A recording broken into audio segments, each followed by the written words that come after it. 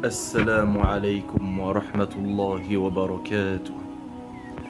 Chers frères et sœurs, comme le disait le grand intellectuel Mustafa Mahmoud, qu'Allah lui fasse miséricorde, dans ce bas monde, il faut savoir détester ce qui nous attire et aimer ce qui nous repousse.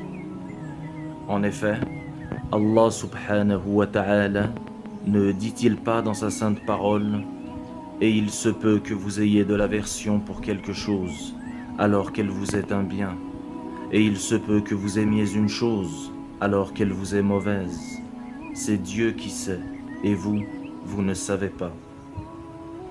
Figurons-nous le Mahdi qui appréhende sa mission.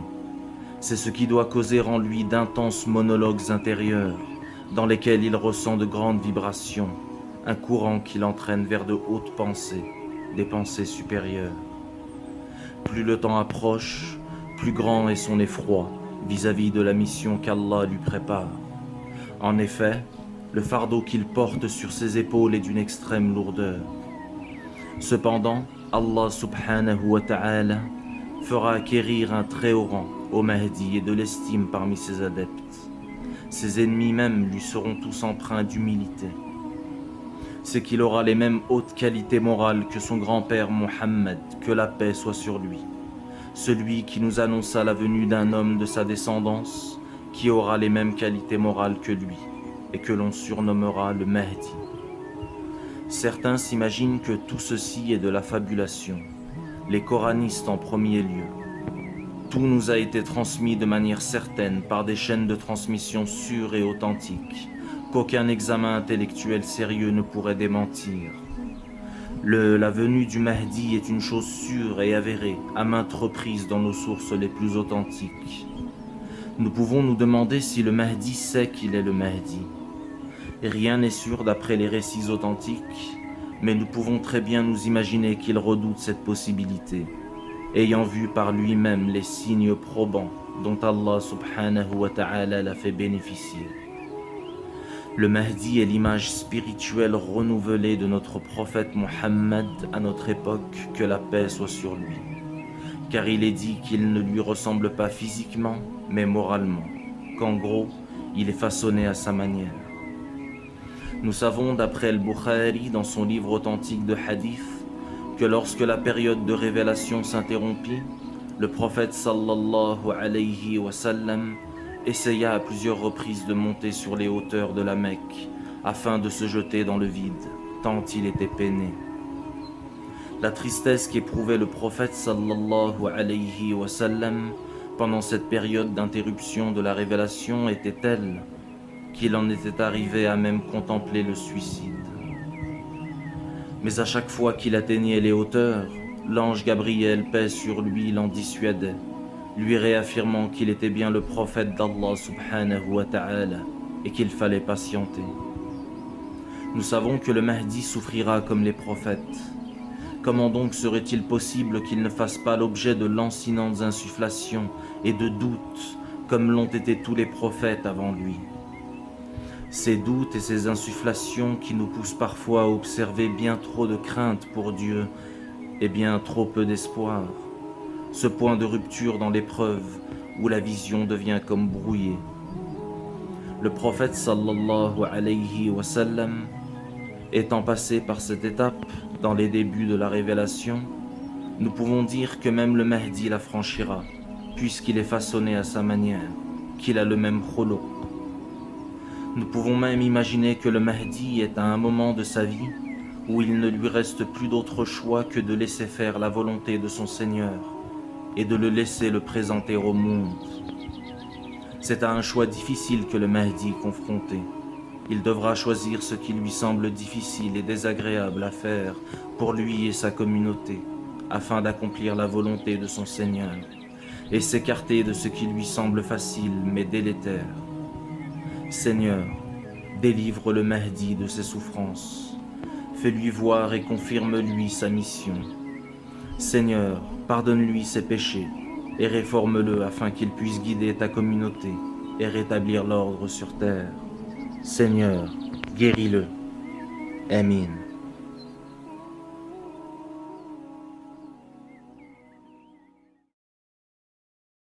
Assalamu alaikum wa rahmatullahi wa barakatuh. Mes chers frères et sœurs, comme il a été dit dans d'autres de mes vidéos, le Mahdi souffrira comme les prophètes. Ce que je vous propose ici, c'est de porter quelques réflexions autour de la vie du prophète Job, paix sur lui, à travers quelques versets de la Bible et du Coran, car il est pour nous un exemple de patience. Et nous savons bien comment nos frères et nos sœurs souffrent à travers le monde. Le prophète Job, paix sur lui, est un exemple de patience donc, et c'était un homme intègre et droit. Il craignait Dieu et se détournait du mal, comme le dit la Bible. Mais apportons ici quelques réflexions.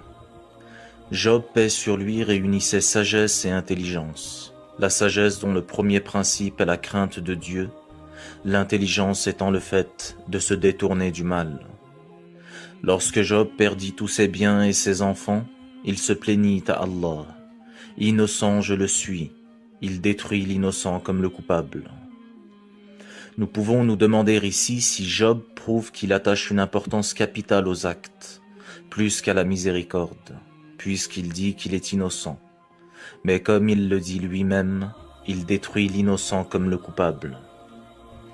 Nous savons en islam que nous ne rentrerons au paradis que par la miséricorde d'Allah.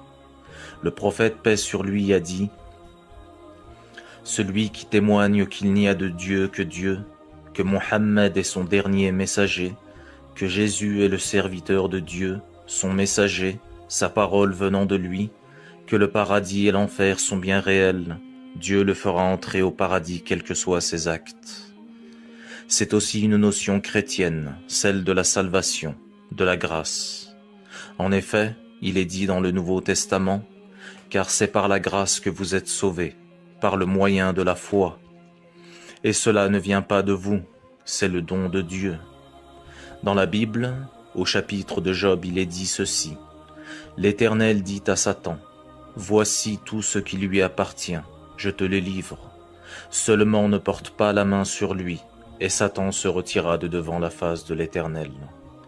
Ici se soulève la question du pouvoir de Satan sur l'homme et de l'origine du mal. Dans la sourate de l'aube naissante, il est dit « Je cherche refuge auprès du Seigneur de l'aube, contre le mal qu'il a créé. » Nous pouvons dire avec certitude donc que c'est Dieu qui est à l'origine du mal comme du bien d'ailleurs, puisque c'est lui qui l'a créé, lui qui est le créateur de toutes choses. Mais qu'en est-il du pouvoir de Satan sur l'homme? Il est dit dans le Coran que Satan n'a de pouvoir que sur les égarés. Par ta puissance, dit Satan, je les égarerai tous, à l'exception de ceux d'entre qui sont tes serviteurs élus. Et Dieu répondit, tu n'auras aucune emprise sur mes serviteurs, excepté ceux qui te suivront parmi les dévoyés.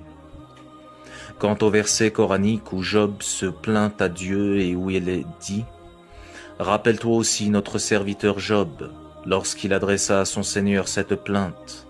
Satan ne fait que m'accabler de tourments et de tortures. » C'est par le biais de lancinantes insufflations que Satan le torture, car il est selon le Coran, le tentateur perfide, celui qui suggère insidieusement le mal aux hommes. Plus loin dans le livre de Job, il est dit « L'Éternel a donné et l'Éternel a ôté.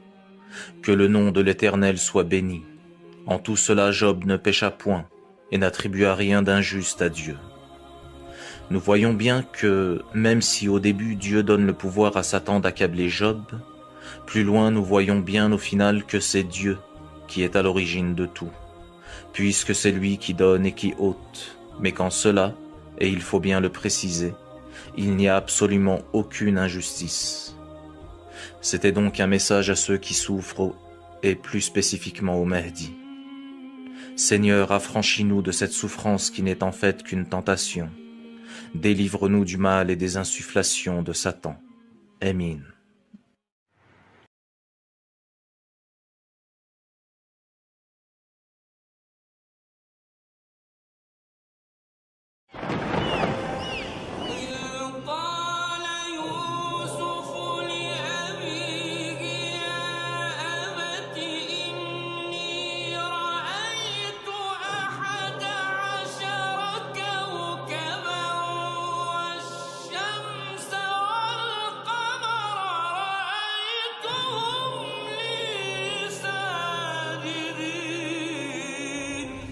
Assalamu alaykum wa rahmatullahi wa barakatuh. Le Mahdi et Joseph. Il faut comprendre, mes chers frères et sœurs, que le Mahdi est aussi timide qu'une vierge lors de sa nuit de noces, à l'instar du prophète Joseph, paix sur lui, qui refusa à une dame de grande beauté de succomber à ses charmes. Et au prophète sallallahu alayhi wa sallam d'ailleurs, qui a été qualifié de la sorte par ses compagnons. Nous savons qu'en islam, la timidité est un bienfait d'Allah subhanahu wa ta'ala. Une différence entre le Mahdi et Joseph, du point de vue physique, est à noter. Si Joseph a reçu la moitié de la beauté de l'humanité et était d'une immense beauté, le Mahdi, lui, est qualifié dans les hadiths comme ayant un wajh hasan, c'est-à-dire un visage acceptable, pas d'une grande beauté, mais non plus disgracieux. Le prophète Joseph, après sa période de prison, devint un homme d'État.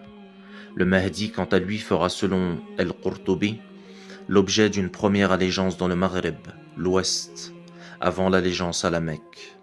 Est-ce que nous pourrions dire que le Mahdi sera un homme d'État lui aussi? En effet, Joseph évita à l'Égypte de sombrer dans la famine par ses qualités habiles de décideur. Nous savons que le Mahdi est l'imam du temps, le calife d'Allah sur terre. Il sera donc un très grand homme d'État, si ce n'est le meilleur. Nous pouvons voir dans l'histoire de Joseph qu'il y a un message pour tous ceux qui souffrent. Le Mahdi doit se rappeler qu'Allah délivre tôt ou tard ses serviteurs, qui sont dans la tourmente, mais qui ne désespèrent jamais. Le Mahdi doit se rappeler que l'issue est proche. Lorsque Joseph fut vendu comme esclave, ses frères le pensaient mort. Nous savons que le Mahdi connaîtra une période d'occultation, al-Ghaiba, durant laquelle tout le monde le pensera mort et dira « Le Mahdi était parmi nous et il est mort ». Ce qu'il faut comprendre de la période d'occultation, c'est qu'à l'instar de Joseph, paix sur lui, le Mahdi grandira et deviendra un homme accompli, prêt à commander la Ummah. Cette période d'occultation n'est pas celle que les chiites prétendent. Nous disons que si le Mahdi apparaît à l'âge de 30 ans au grand jour, et qu'on lui prête allégeance entre 40 et 50 ans, nous pouvons nous imaginer l'attente interminable que cela peut représenter dans un monde détruit par les guerres et les famines, et où le Mahdi deviendra la seule solution possible. Le Mahdi recevant une première allégeance à l'ouest, comme le dit Al-Qurtubi, nous pouvons très bien nous imaginer que le Mahdi, comme Joseph, vivra dans une terre ennemie de Dieu. Joseph voit en rêve des étoiles, le soleil et la lune, l'avertissant de sa très grande mission. Le Mahdi, quant à lui, aura pour signe 2 éclipses, pendant les ramadans de 1981 et 82, à 15 jours de décalage l'une de l'autre, qui nous ont été rapportés par les hadiths. Nous savons qu'il a été rapporté que le Mahdi frappera les gens pour les remettre sur la voie droite, et nous savons aussi qu'il souffrira comme les prophètes. Il reste à savoir si de nos jours il est encore possible de frapper les gens, pour quelque raison que ce soit, et ne pas finir enfermé. Et c'est ce rapprochement que j'aimerais faire avec la période de prison qu'a accompli Joseph, paix sur lui, et celle qu'il est possible que le Mahdi fera. Tout ceci n'étant bien sûr qu'une hypothèse. Barakallahu fikum, wassalamu alaykum wa rahmatullahi.